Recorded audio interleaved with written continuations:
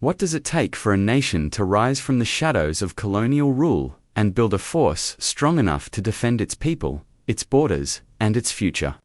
The story of Kenya's military is not just about battles, it's about bravery, resistance, and the unshakable will of a people who refused to be broken. Kenya's military history began long before independence.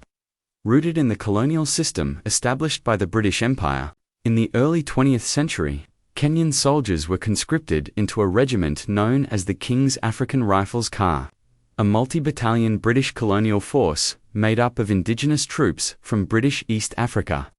The CAR served as a key instrument for British imperial interests in the region. Many Kenyans, especially from communities like the Kamba and Luo, were recruited to serve. They were trained in British military doctrine and served under British officers, often with little recognition or reward for their sacrifices. During both World War I and World War II, thousands of these soldiers were deployed across Africa and even in Asia. In World War I, Kenyan troops were part of campaigns against German forces in what is now Tanzania, then known as German East Africa. The soldiers endured harsh conditions, tropical diseases, and difficult terrain, often with minimal supplies and support. In World War II, the CAR units saw combat in places like Burma, Ethiopia, and Madagascar. Despite their courage and commitment, these African soldiers were treated unequally, paid less than their British counterparts, and denied military pensions after their service ended. Yet, their experiences in the global conflicts exposed them to broader ideas about freedom, nationalism, and equality. This exposure helped plant early seeds of resistance among returning veterans who began to question colonial rule and advocate for African self-determination. These men, though once forced to fight for an empire not their own, would later play an indirect role in shaping Kenya's path toward independence. The formation of a trained, disciplined African military cadre during this time set the groundwork for the future. Establishment of the Kenyan Defense Forces after independence in 1963.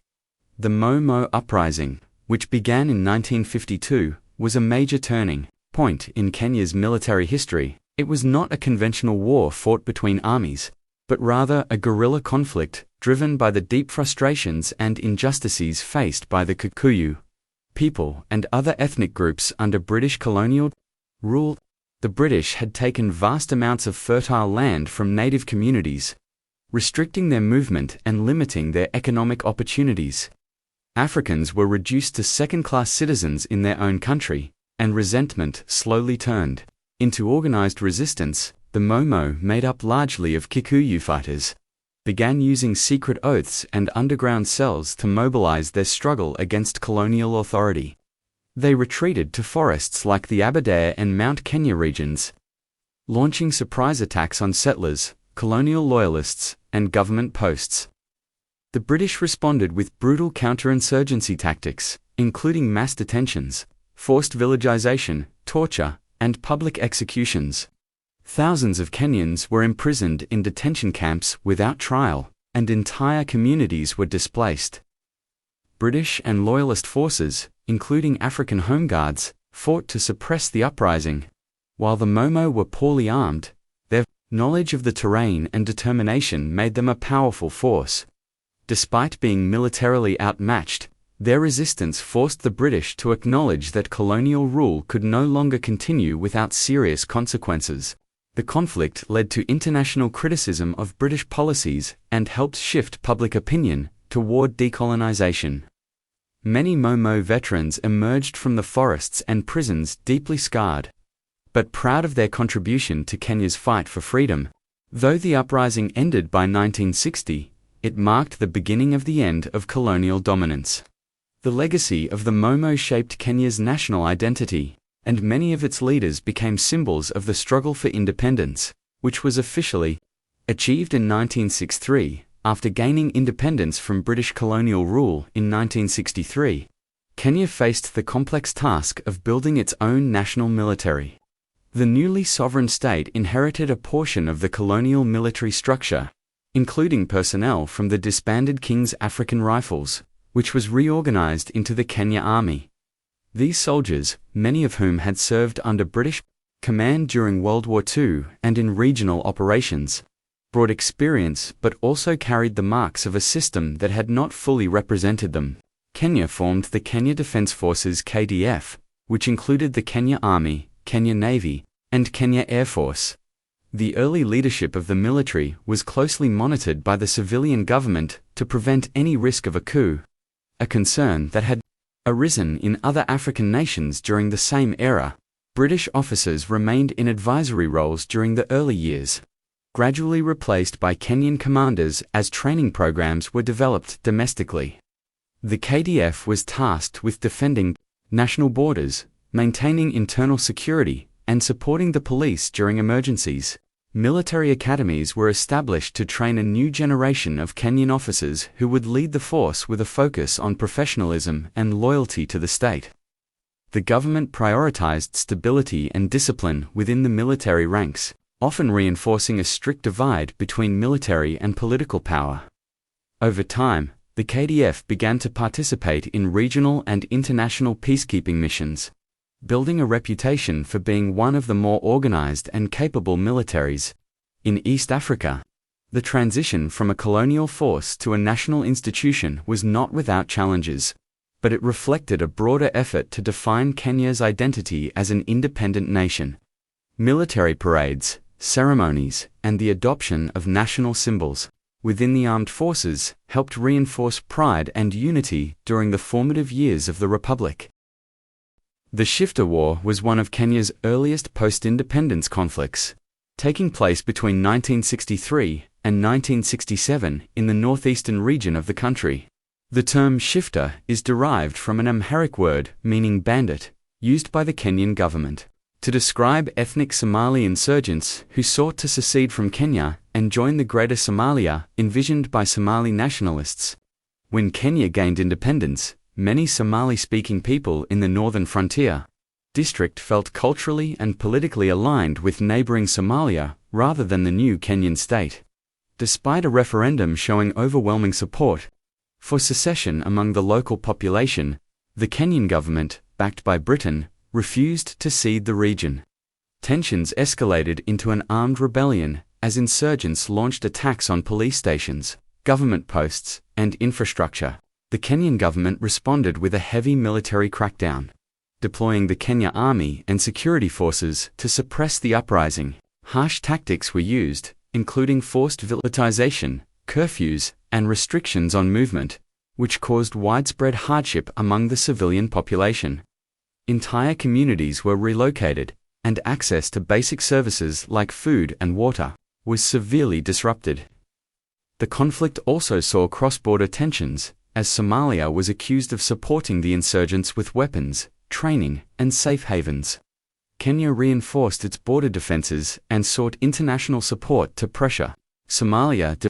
Eventually, a ceasefire was reached in 1967 through a peace agreement brokered in Arusha, Tanzania, bringing an end to active hostilities, though tensions in the region persisted for decades.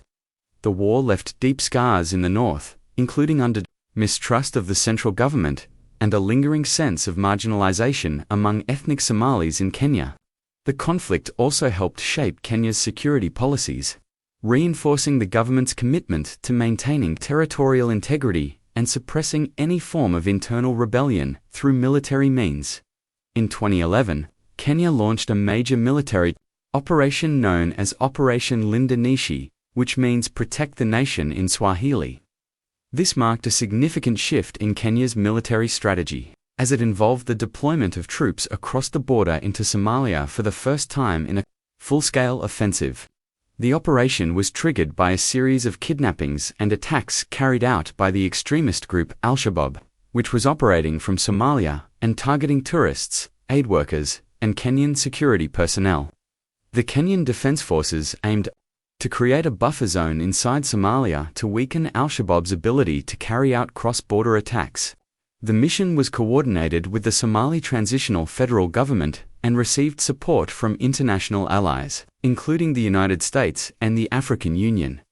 Kenyan troops moved swiftly into southern Somalia, capturing key towns like Afmadoh and eventually the port city of Kismayo. which had been a major financial hub for al-Shabaab through illegal trade and taxation.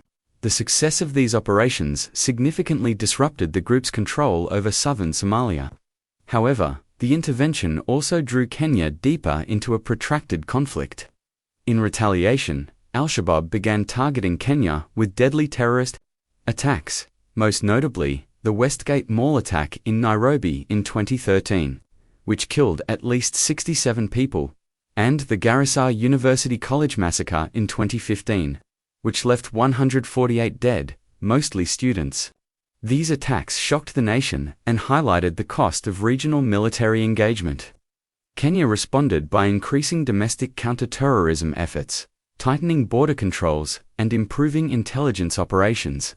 The experience transformed the KDF into a more battle-hardened force, with a focus on both external combat operations and homeland defense. The operation also raised debates over military spending, civilian oversight, and the long-term strategy for dealing with regional terrorism and instability in neighboring Somalia. Kenya's military has expanded its role beyond national defense to include regional peacekeeping and strategic border security operations. As a member of the African Union and the United Nations, Kenya has contributed troops to various peacekeeping missions across the continent. Kenyan forces have been deployed to conflict zones in countries like South Sudan, the Democratic Republic of Congo, and Sierra Leone, where they have assisted in stabilizing fragile governments, protecting civilians, and supporting humanitarian efforts. These missions have helped build Kenya's reputation as a reliable and disciplined force within the region. Earning respect from international partners, the Kenya Defense Forces have also worked closely with the African Union mission in Somalia, AMISOM, providing both combat and logistical support in the fight against al-Shabaab. Their participation in such missions has enhanced military professionalism, encouraged cooperation with foreign forces, and introduced modern tactical experience that strengthens their capacity back home. Meanwhile, threats from terrorism, smuggling, and militia groups have pushed Kenya to invest heavily in border security infrastructure. Surveillance systems, military outposts, and rapid response units have been established along key border points with Somalia, Ethiopia, and South Sudan. The military also cooperates with other national agencies to manage these threats through intelligence sharing and joint operations. Additionally, Kenya has developed specialized units, such as the Special Forces and Ranger Regiment, which are trained to handle asymmetric warfare, hostage rescue, and counterinsurgency. These elite forces have become central to Kenya's military doctrine, especially in managing internal threats like al-Shabaab cells operating within the country.